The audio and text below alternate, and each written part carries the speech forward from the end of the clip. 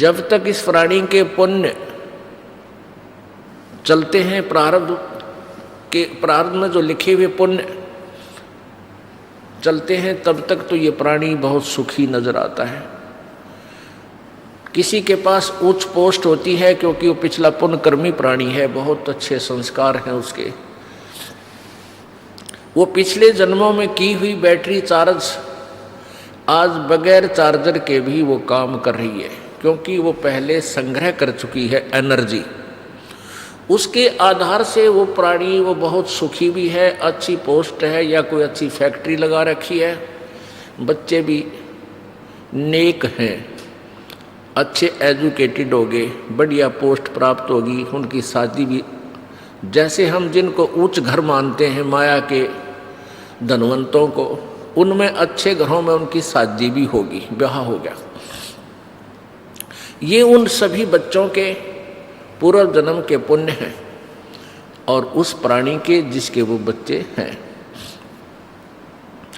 तो उस समय वो प्राणी जो सुख महसूस करता है, इस झूठे सुख को ही सुख मान रहा है, वो सोचता है कि जो पूजाएं मैं करता हूँ, तब तक वो ये सोचता रहता है कि जो साधनाएं हम परंपरागत करते हैं, जैसे ये दास पहले हनुमान जी का पुजारी था, बाबा श्याम जी का पुजारी था, भगवान श्री कृष्ण, भगवान विष्णु, भगवान श्री राम, भगवान शंकर जी और बाकी दुर्गा माता, दोनों सा भी देवता सुप्रसिद्ध सा नजर आवा था, उसी के हम पुजारी थे।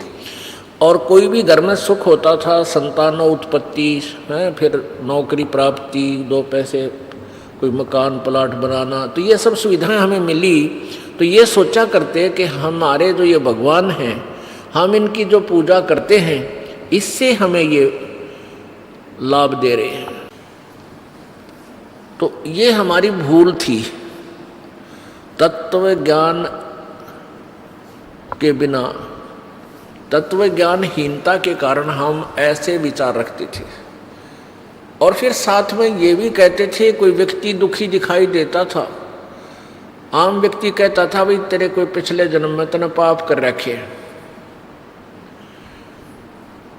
और कोई सुखी नजर आता था तो उसको अन्य व्यक्ति कहते थे भाई घने बढ़िया कर्म करके आ रहा है यो, इसको इसके ठाठ हो गए। यानी वो पिछले जन्म पुण्य और पाप आज वो अपना रंग दिखा रहे हैं।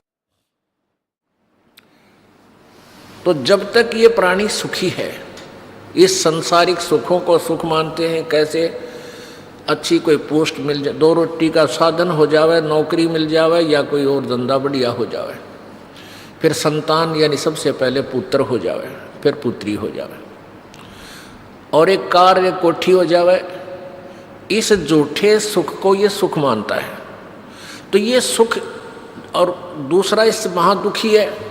अब दूसरे के पास ये सुविधा नहीं है, कोई बेचारे का हाथ कटा है, किसी की आंख नहीं है, किसी की दोनों टांग नहीं है, कोई किसी की दोनों आंखें नहीं है, और किसी के पास हैंड टू माउथ है, यानी गुजारा भी ना चलता, कोई कागज चुप के अपना गुजारा कर रहा है। तो ये पिछले जन्म का उसके पास कोई पुण्य है ही नहीं। कुछ ऐसे संस्कार होते हैं, दो प्रकार से मानव शरीर मिलता है, आज आपको वही डिटेल बताएंगे।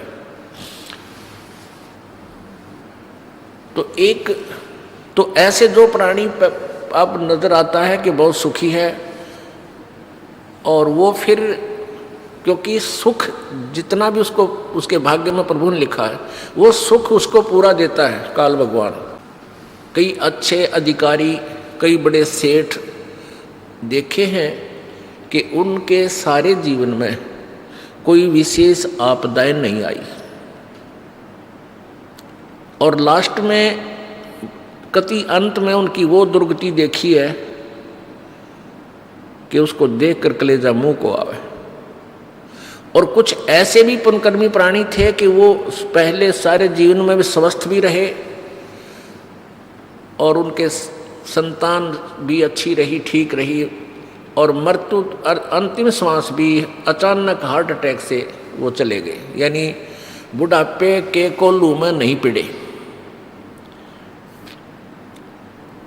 तो यहाँ जो तत्व ज्ञानहीन प्राणी जो भक्ति से दूर हैं वो क्या कहते हैं कि भाई वो भक्ति करता था, वो तो भुगत कर मरा, और देख युक्ति भक्ति नहीं करता था और अचानक किसी सुथरी मौत आई, बहुत बढ़िया मृत्यु आई इसकी। तो पुण्यात्माओं ये दंत कथा है, लोक वेद है, किंवदंतियां हैं ये सारी। जिस व्यक्ति ने कभी साधना कैसी ही नहीं की और ठीक है बुरे काम भी नहीं करे, वो पिछले जन्म का अच्छा संस्कारी प्राणी था और पिछले पुण्य कर्मों के से उसका स्वभाव भी अच्छा था। इस जन्म में भक्ति नहीं की लेकिन पाप भी विशेष नहीं किए, तो पिछले पुण्य जब तक उसके चले ये जीवन बिल्कुल पूरा का पूरा जीवन भी हमें ऐसा लगा जैसे वो सुखी ही रहा। अब वो बैटरी उसकी डिस्चार्ज होगी, अगले जन्म में हो सकता है कोई जन्म मनुष्य का उसका शेष रह रहा हो, वो भी मिल सकता है ऐसे प्राणी को। और फिर अगले जीवन में, क्योंकि ये तो रेट का कुआं है, नीचे भरो ऊपर खाली, नीचे भरो ऊपर खाली, ये कौन अंत थोड़ा ही इसका। तो फिर उसके ऊपर ना जाने कितना दुख आवेगा। तो ऐसे ही जो प्राणी हमें सुखी नजर आवा था और भक्ति भी करता था, जैसी भी परंपरागत साधनाएं, जैसे साल भर में 1-2 बार तो कहीं इष्ट धाम पर जाते हैं, मत्था टेक आते हैं, सारे बच्चा के तलक लगा देते हैं, सबकी दोक वहाँ लगवा लेते हैं। तो ऐसी साधनाओं को हम फाइनल मान चुके थे, या बहुत है। या कोई और अच्छी आत्मा थी, वो अपना को हनुमान चालीसा कर लेता था, हमारे जैसा कोई गीता जी का पाठ कर लेता था, शिव पुराण, विष्णु पुराण आदि इन ग्रंथों को पढ़ लेते थे। तो ऐसे हम अपनी एक जीवन शैली को निभा रहे थे और ये सोच रहे थे कि हम कुछ तो कर ही रहे हैं। पुण्यात्माओं, बुद्धिमान व्यक्ति जो तत्व ज्ञान से परिचित हो चुके हैं वो तो समझ चुके हैं ये दास क्या बताना चाहता है, और जो नए आए हैं उनके लिए ये अध्याय आज खोला जा रहा है। अब जैसे एक बैटरी होती है, उस बैटरी के साथ एक चार्जर लगाया जाता है जो बिजली से कनेक्ट किया जाता है, पावर से, और जिसके कारण वो बैटरी चार्ज हो जाती है। वो चार्ज हो जाने के बाद चार्जर हटा दिया जाता है, उसके बाद वो बैटरी बगैर चार्जर के भी पंखे भी चलाती है। जैसे इन्वर्टर आजकल एक विशेष यंत्र बन गया है, तो वो इन्वर्टर लाइट भी चली जाती है तब इन्वर्टर का काम शुरू होता है। तो उसमें चार्जर लगा भी है चाहे नहीं लगा है, वो चार्ज नहीं हो रही है, तो फिर भी वो अपना काम कर रही है, पंखा भी चल रहा है, कोई कूलर भी चल रहा है, बल्ब भी जग रहा है, नो प्रॉब्लम। और यदि उस बैटरी का फिर चार्जर ना लग रहा हो या पावर से जोड़ा नहीं हो उस चार्जर को, तो फिर जब तक वो बैटरी चार्ज रहेगी तब तक तो सारे काम होते नजर आएंगे।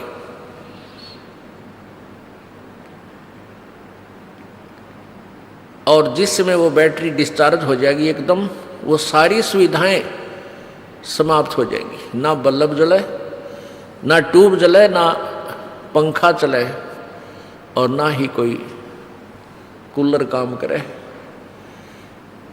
पुण्यात्मा, इसमें बैटरी चार्ज करने में 2 तरीके हैं। एक तो चार्जर लगा रखा है, लेकिन वो चार्जर लगा रखा है उस पॉइंट में लाइट नहीं है, वो पॉइंट पीछे से कनेक्टेड नहीं है, और लगाने वाले ने ये सोच रखा है कि मैंने चार्जर ला रखा है या बैटरी चार्ज हो रही है। ये तो समझ लो शास्त्र विधि त्याग का मनमाना आचरण। अर्थात जैसी साधनाएं हम पहले करते थे, बाबा श्याम जी के माथा टेक आए, सालासर जा करके हनुमान जी के वहाँ मत्था टेक आए, हनुमान चालीसा कर लेते थे, गीता जी का पाठ कर लेते थे। ये हमारा मनमाना आचरण था, शास्त्र अनुकूल साधना नहीं थी। तो ये चार्जर भी लगा रहे थे पर पावरलेस पॉइंट में, हमने पावरलेस पॉइंट में चार्जर लगा रखा था, हम चार्जर लगाए हुए भी थे लेकिन बैटरी चार्ज नहीं हो रही थी।